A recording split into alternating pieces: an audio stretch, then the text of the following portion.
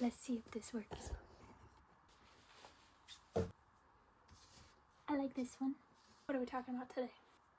I am middle-aged, middle 20-aged, and kind of just exiting my young 20s. Not really, but sort of. Feels like it, at least. I graduated college a little over 2 years ago. I got my art education degree. Really, I kind of question the purpose of art. Why is this something that I'm so drawn to, that I care about? I'm obsessed with it. What is its value? Because I don't think my culture super values art. I think we value aesthetics to a degree, but it's more like, how can you market this product than what is the soul of a human being? And how do you make a space beautiful? I mean, have you looked around? And I think that there's a ton of value to art.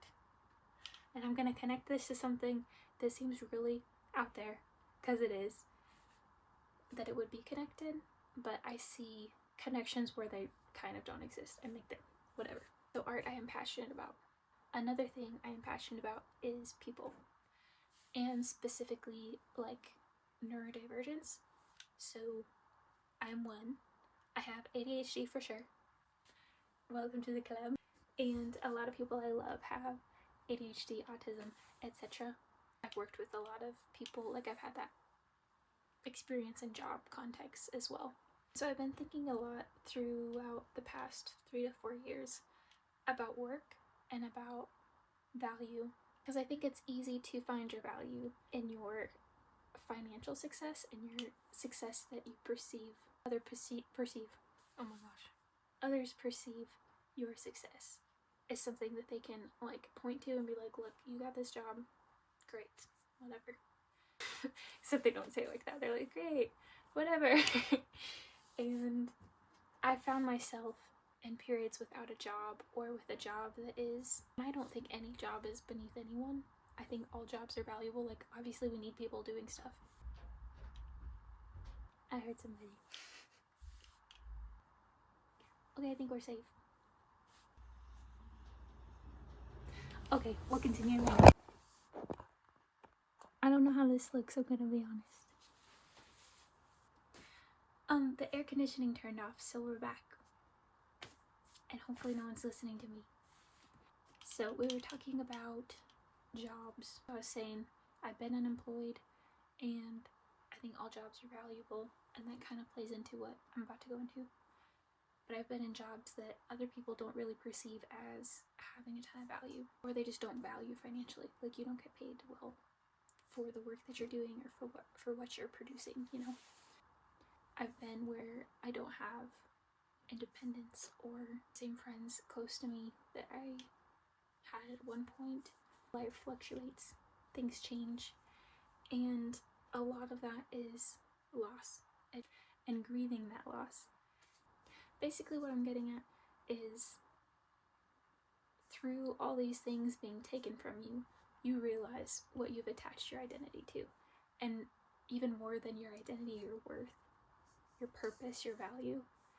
And so when you don't have something, like mine was always school. I was always studying so hard in school because I was really struggling. And I thought, if I can just get this right, I can get into a college, and that's what I need, you know? I can get scholarships to go to college. Did that happen? Yes and no. But that's not the point here. So once I didn't have like academics to channel my energy into, or a job, or people's perception and opinion and approval of me, once I didn't have those things, I realized, like, of course we all have inherent value. And I knew that, but then it was like I was experiencing it, and that being kind of close to the only thing left. And I don't think I ever really lost everything at once, but at different times I had these things just, you know, the rug taken out from beneath you, whatever. What was I saying? Oh, so that brings me to disabilities, people with disabilities. I actually graduated college, and that same month after, I got diagnosed with ADHD, so a lot of help that was throughout my schooling adventures. I had a really hard time, but I don't know if I would have gone into art if that hadn't been true.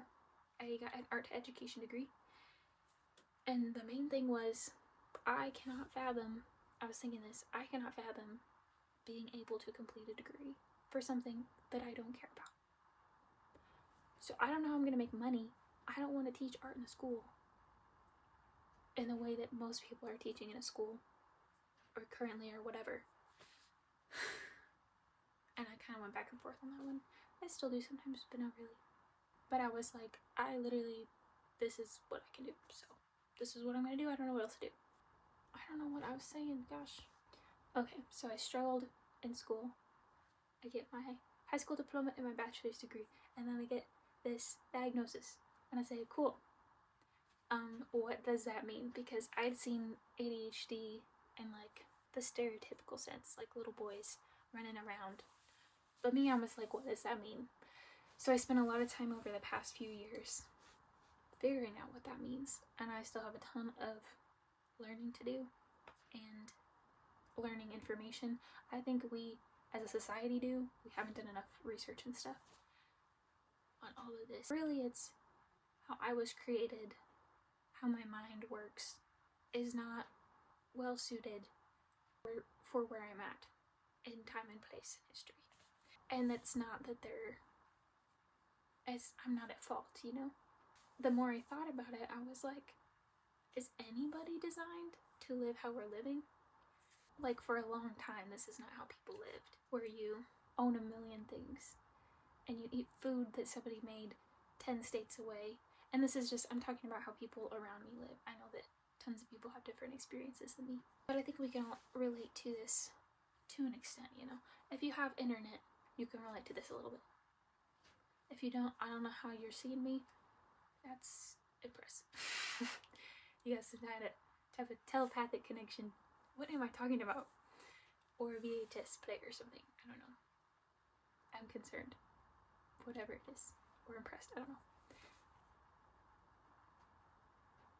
Oh, like, we're not walking anywhere. We're not seeing enough nature. We're not doing things that we need to be doing. We don't have relationships and communities like we have been built to.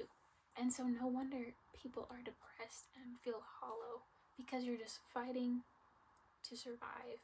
It costs so much to survive where I live. It costs minimum 40 hours a week, every week, to try and afford basic stuff. And if you escape that, you are so close to going back, and your whole life is spent trying to convince yourself that you have enough, that you can't go back there, or you can't get to that place if you've never been there. So then that brought me to, in this society, how we treat people with disabilities. And I'm talking about physical disabilities and like intellectual, what's it called? Developmental disabilities, I think is the term. That's like what ADHD is. Maybe, I don't know. I shouldn't be talking about stuff I don't know. But any kind of disability. I think a lot of those people, I mean, I would assume it's common sense that there is a ton of negative treatment of those groups of people. And a lot of it is neglect. It's not being comfortable with them, not wanting to see them. But like, it's a lot of things. And maybe you have some kind of experience with this. Someone you love or you yourself have been disabled for a time or are disabled pretty permanently, and you've seen how you've been treated. And I've seen it in schools, and I've seen it in public, and I've seen it in like my family or my small groups of people I know. And it's always disappointing. But I think at the root of a lot of that just kind of evil treatment is how we as a whole value people. And I think it's a concept that not only harms those with disabilities, but every single person. Not only because inflicting harm on another person is bad for you and your soul and whatever, but also because we're all people. And we all probably, like, if you live long enough, you're going to be disabled. So you're going to get to experience what a lot of other people have been living in. And I don't want anyone to experience what am I saying? I mean, it's also how we treat elderly people. It's how systems treat these people. And it's how, like, an individual person may view another individual person or group of people. And it's how you view yourself. Like, a lot of my issues with my ADHD is internalized. Gosh, why can't I remember the word? It's a phobia. Anyways, basically internalizing our cultural beliefs about that. Like, even talking about it, ADHD is kind of seen as something trivial, even though it has immense effects on people's life.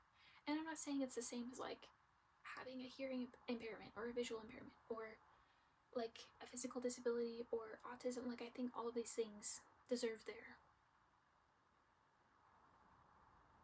like, weight and significance. But ADHD is kind of seen as something stupid. You're labeled as lazy, whether you do or do not have a diagnosis. People question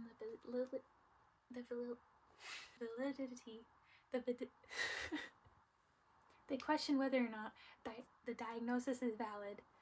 Gosh. And they question whether it even exists. And it's a very new thing.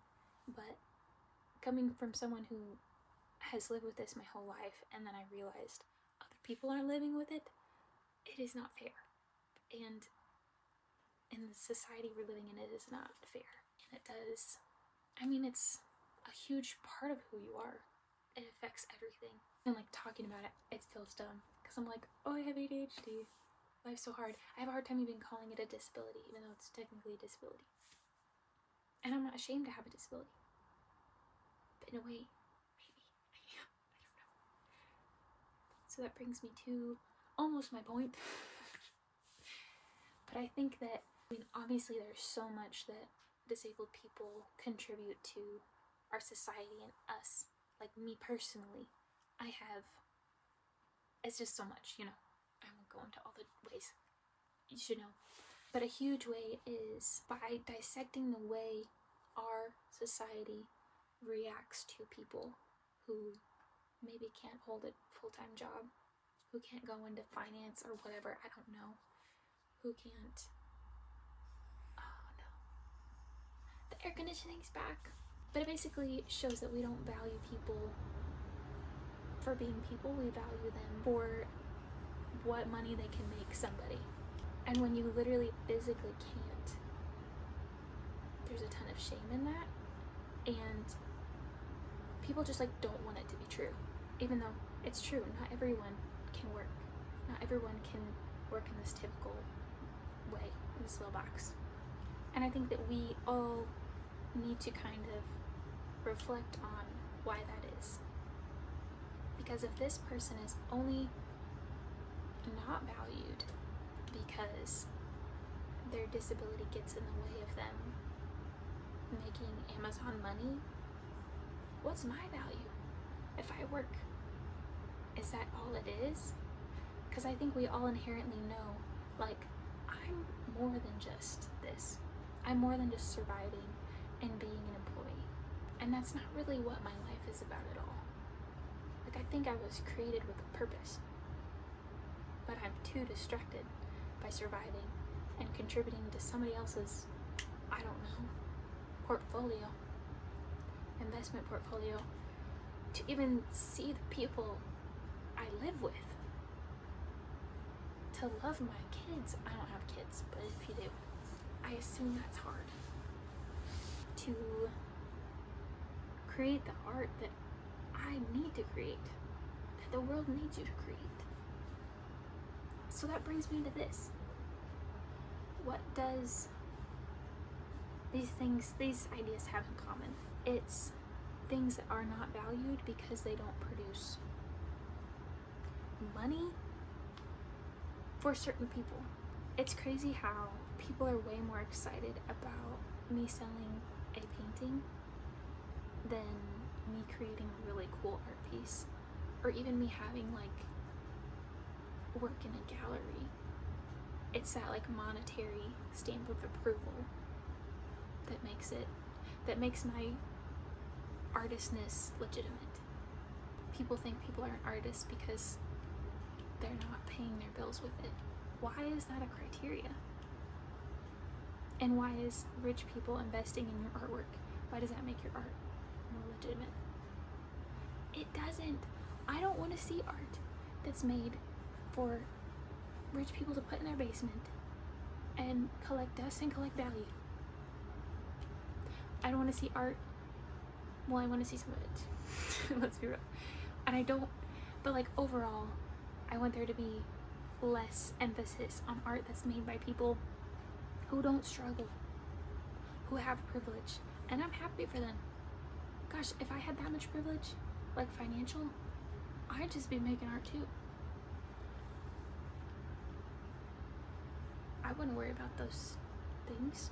I mean, hopefully I would do more than what some people do.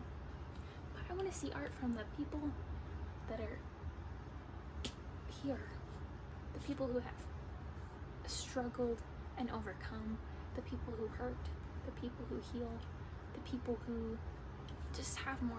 I'm trying to film this on my iPad, but basically, you guys, I have a paper-like screen thing on my iPad, and that's what we're filming on right now, so that's the vibe.